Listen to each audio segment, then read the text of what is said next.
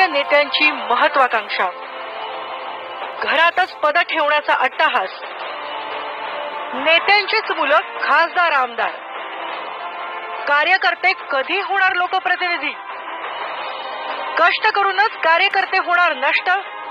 सुजय विखे पाटील यांच्या रूपानं विखे पाटलांची तिसरी पिढी राजकारणात उतरली आहे. पार्थ पवार आणि रोहित पवार यांच्या रूपानं पवारांची यंग जनरेशनही राजकारणात सक्रिय झाली आहे. ठाकरे कुटुंबातले आदित्य ठाकरे तर युवा सेनेचे अध्यक्ष आहेत.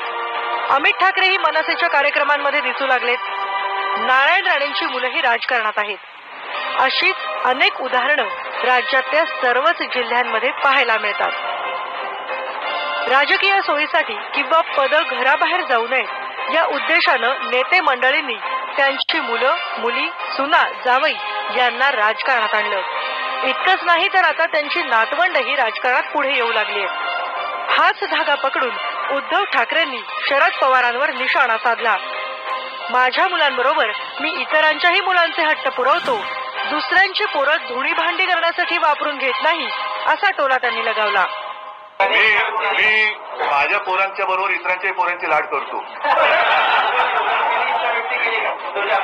कारण इतरांची पोरं नुसती धुणी भांडी करायला वापरणं हा माझ्या पक्षाचा कधीच विचार नव्हता आणि तो असू शकत नाही. किंबहुना सर्वसामान्यांसाठीच शिवसेना आहे.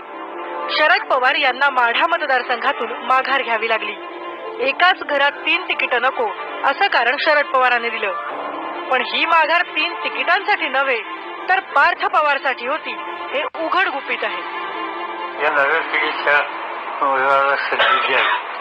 आता जर ज्या वेळेला त्याला संधी देण्याचा प्रश्न येतो तर ते उभे राहणार, पाच उभे राहणार, मी उभे राहणार, ही गोष्ट आमच्या कुटुंबात आम्ही सगळ्यांनी बसून चर्चा केली आणि माझी राज्यसभेची मुदत अद्याप शिल्लक आहे.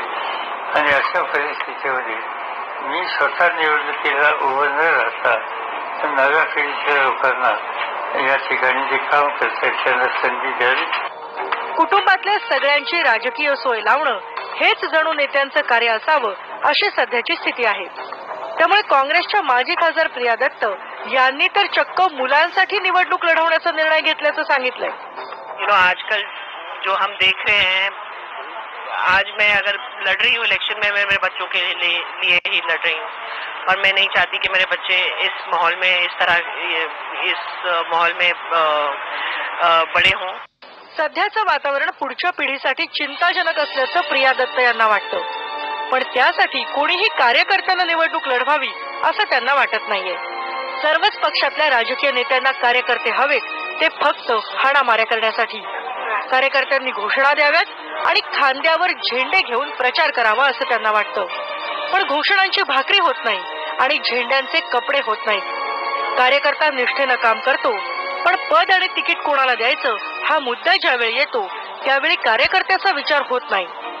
परिणामी किती दिवस नेत्यांच्या पिढ्यानपिढ्या खांद्यावर घेऊन नाचवायच्या याचा विचार आता कार्यकर्त्यांनी करण्याची गरज निर्माण झाली आहे. Bureau report, news 18 Lokmat.